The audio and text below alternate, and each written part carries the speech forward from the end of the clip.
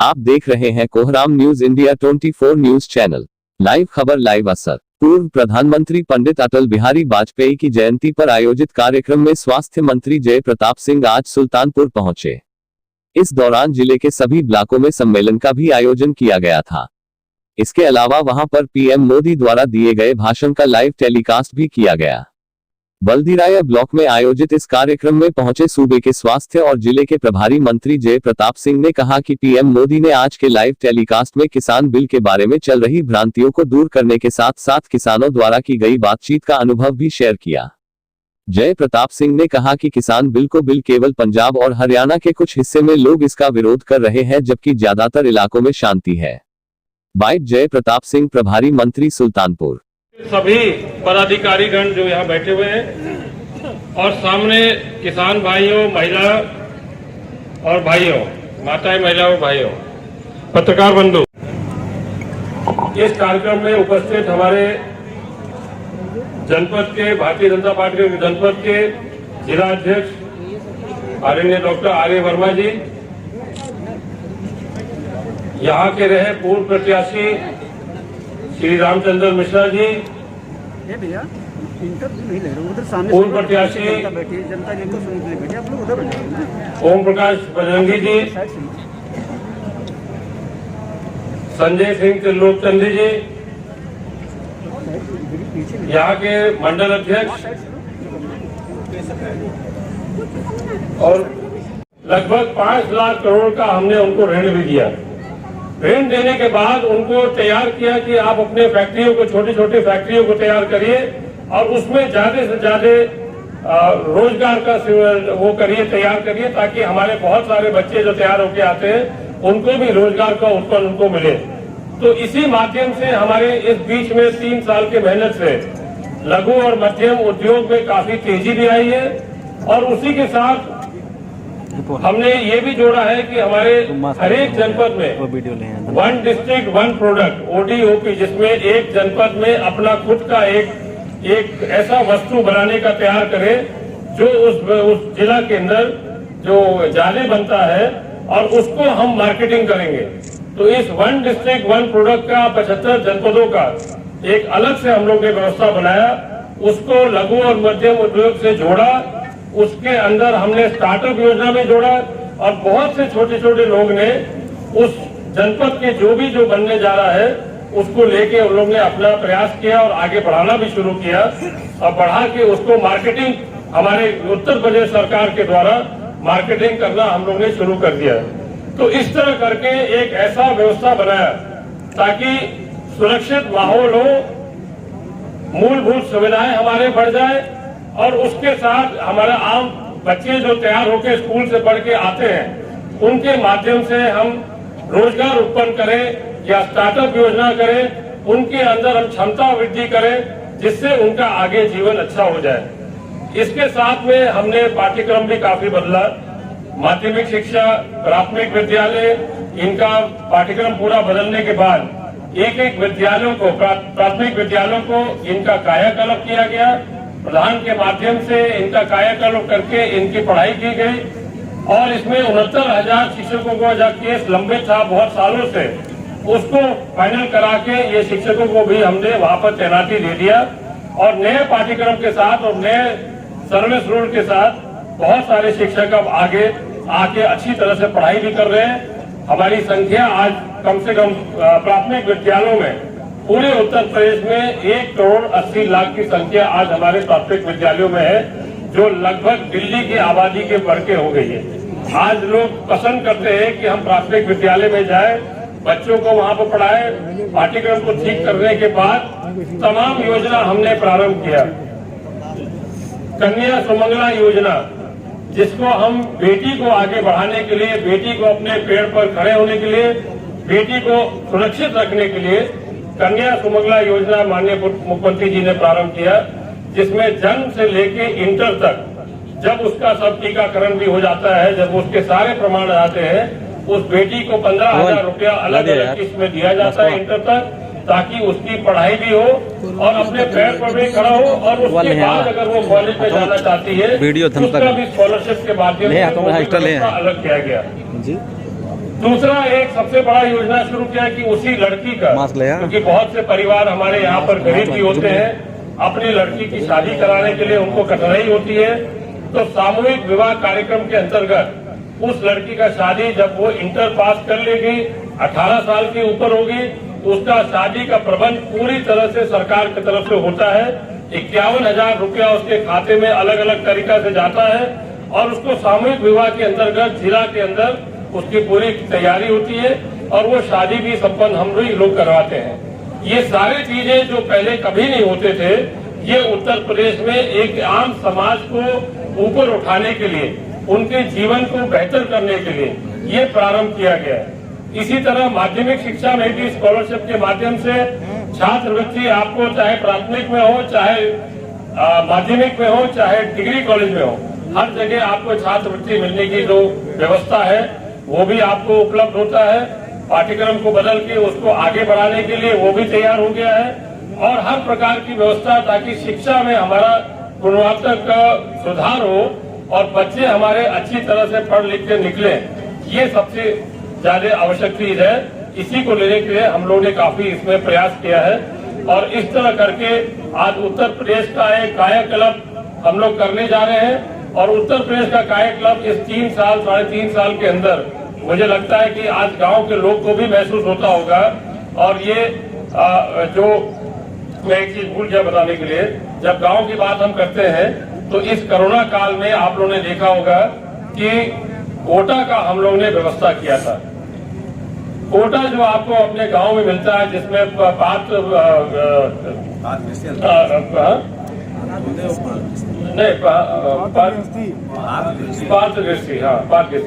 और अंत्योदय के माध्यम से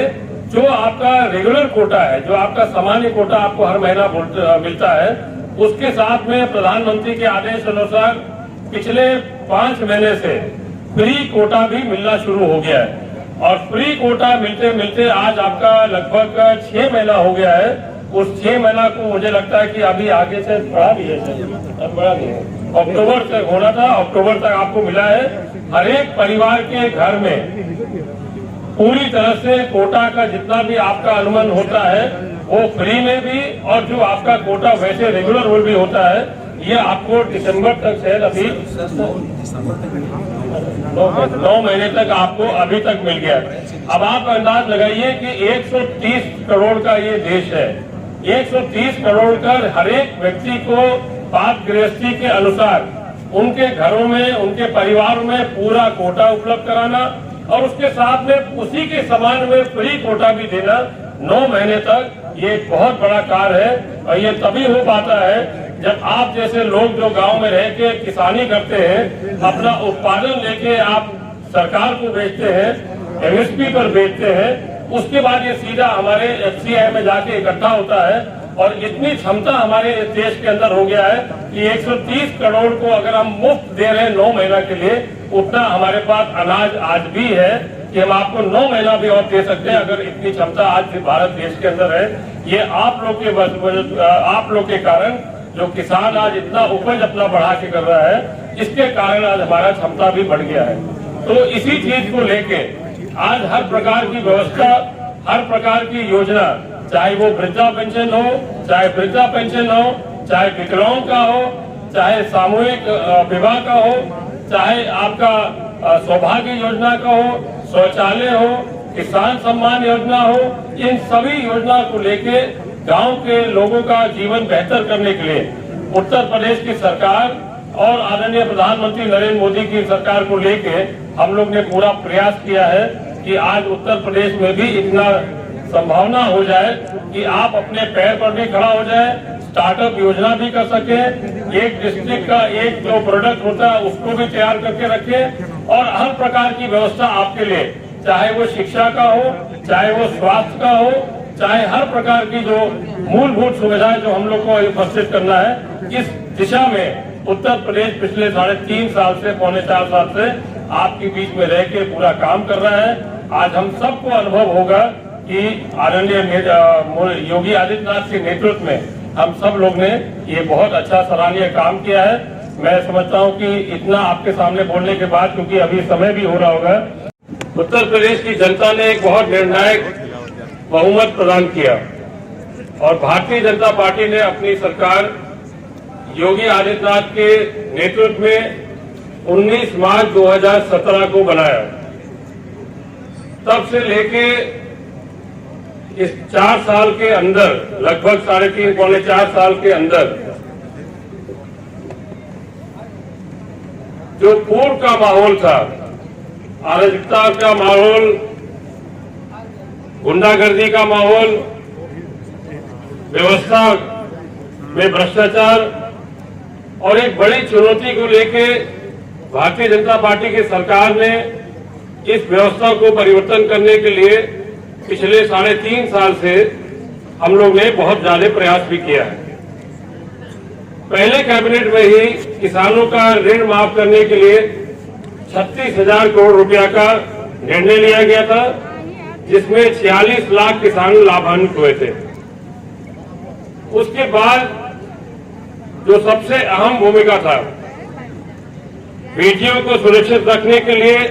माननीय मुख्यमंत्री द्वारा एंटी रोमियो स्क्वाड बनाया गया। कानून व्यवस्था को ठीक करने के लिए जितने भी माफिया गिरोह थे, संगठित अपराध थे, उन पर पूरी तरह नियंत्रण करने के लिए तरह तरह के अभियान चलाए गए, जिसका परिणाम आज 3.5 साल के बाद आज आपके सामने उपस्थित है। आज देखने को मिलता है कि आज पूरे प्रदेश में उस अभियान के कारण बहुत सारे माफिया के लोग या गैंगस्टर या गुंडा एक्ट के अंतर्गत जो निरुद्ध हुए थे, उन सभी को या तो वो जेल में है या वो इस प्रदेश से बाहर है। और इसी कारण से हमने अपने मूलभूत सुविधाओं को बढ़ाने के लिए उद्योग का हमने 2 बार हमने सम्मेलन किया, जिसमें माननीय प्रधानमंत्री जी स्वयं आए थे और उसके कारण करीब 4,36,000 करोड़ रुपया का निवेश भी होने गया। डिफेंस एक्सपो को भी किया गया। डिफेंस एक्सपो में 50,000 करोड़ रुपया से अधिक MOU हुआ। इसमें प्रधानमंत्री जी सहित रक्षा मंत्री जी भी आए थे और प्रयागराज से लेकर चित्रकूट तक एक ऐसा भूमि का चिन्हित किया गया है जहां इनमें से जितने भी फैक्ट्रियां जो आ रही है वो सब उन जगह पर वहां स्थापित होने जा रही है। उनमें कुछ में काम भी शुरू हो गया है और ये सब मिला के लगभग 3,50,000 की रोजगार को भी उत्पन्न करेंगे। इस तरह करके एक माहौल बनाने का प्रयास किया गया। एक्सप्रेस वे बनाना शुरू हुआ, जो आधा अधूरा हम लोग को आगरा का और लखनऊ आगरा का एक्सप्रेस वे जो मिला था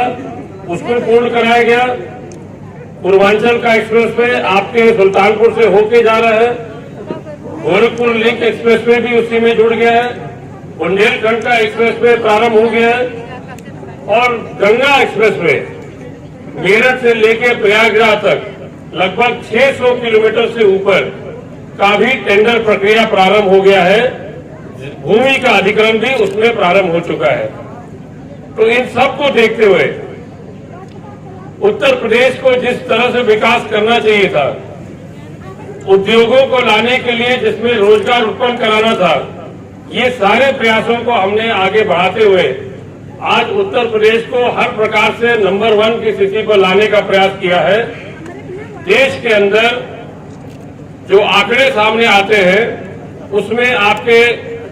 शौचालय बनाने में उत्तर प्रदेश सबसे आगे निकला, व्यक्तिगत शौचालय बनाने में, और आज आपके सामने सामुदायिक शौचालय भी हर गांव में बनने जा रहे हैं। पंचायत भवन भी बन रहे हैं।